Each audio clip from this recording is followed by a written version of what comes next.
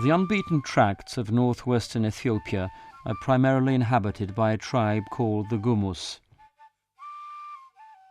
In past centuries, the members of the tribe used to be slaves. Nowadays, they are living outside of society, cut off from civilization, forgotten by the world.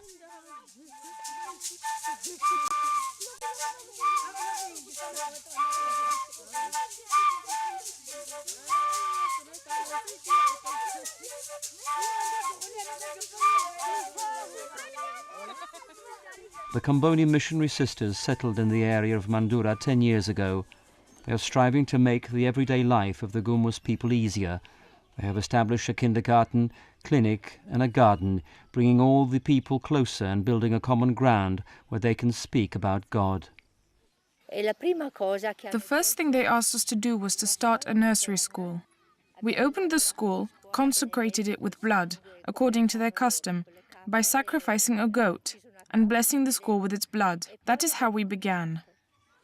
10 years ago, we were told that in this area, no presence of missionaries at all. When we reflect as a congregation level, we saw the area is according to our charis. Our charis is to go to the places of first evangelization, and this is a place of first evangelization. Now, 4 years on, there are not very many children, indeed only a few. They find paying the small sums we ask very difficult, because the school is not important to them, and especially the nursery school is not important to the parents. Mainly because the children have many different jobs to do at home. They guard the goats, they guard everything, which is why the school is unimportant. We toil.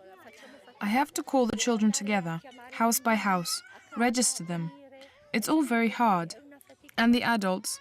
We have a school for adults and the young, and they also don't come. We continually try to attract them because education is important. Education enables development.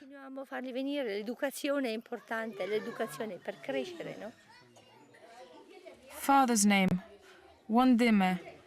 That child's mother's name, Itagenihu. That child's name, Yakis. Yakisa's mother's name, Etene. And that girl's name, Khat. Her father's, Belita. The sisters started their activity with basic education. During the first 2 years, they visited 8 neighboring villages teaching Amharic alphabet. In this way, they became acquainted with the local people, learning about their beliefs and customs. The Gumuz people are animists. They believe in the presence of the soul in plants, animals, and elements of nature. They believe in the god of the sun, the one of the water, the river, the one of the harvest. They call Misa. There is not really the God, but it's the power. So they understand that, there are things happening, but it's because the Misa of the water, the Misa of the sun, the Misa of the harvest, they are facilitating all these things. And then they had rituals also to celebrate.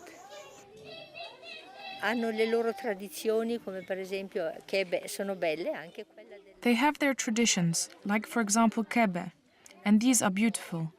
They rejoice when an elderly person dies. They rejoice because the person has survived a long life and that it is enough. Now it is time to go to their one creator. That is beautiful. But they cry for their children.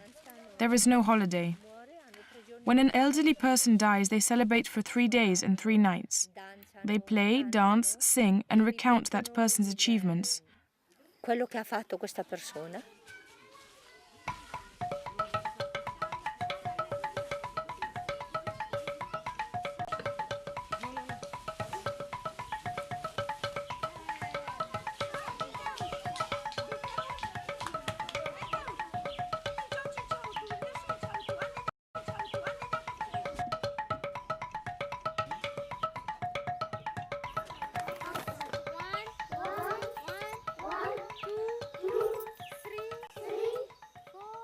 The people sometimes they told me, nobody until now taught us like you taught.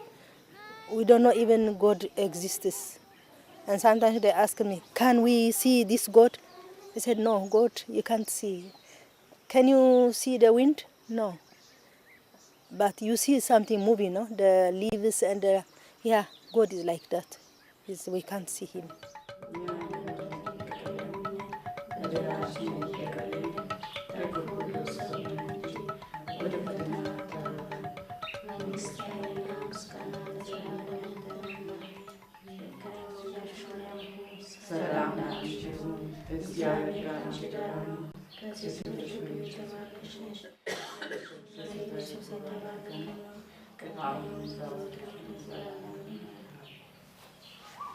The clinic run by the sisters provides first aid medical attention to members of the Gumuz tribe and access to the most necessary medicine and qualified assistance during birth.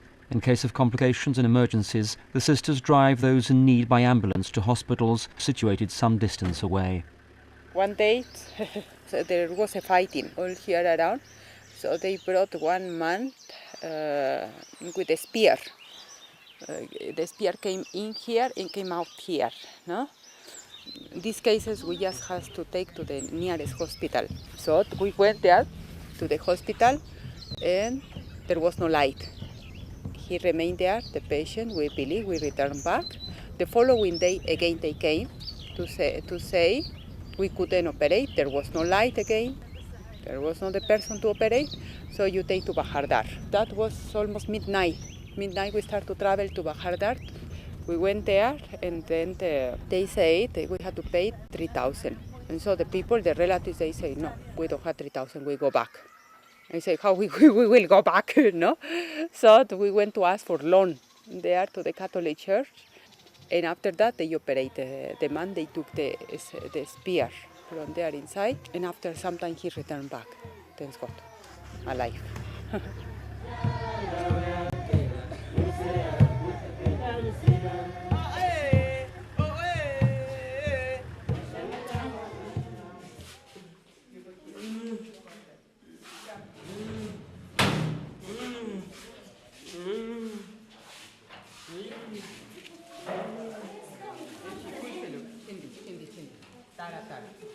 İkisi de.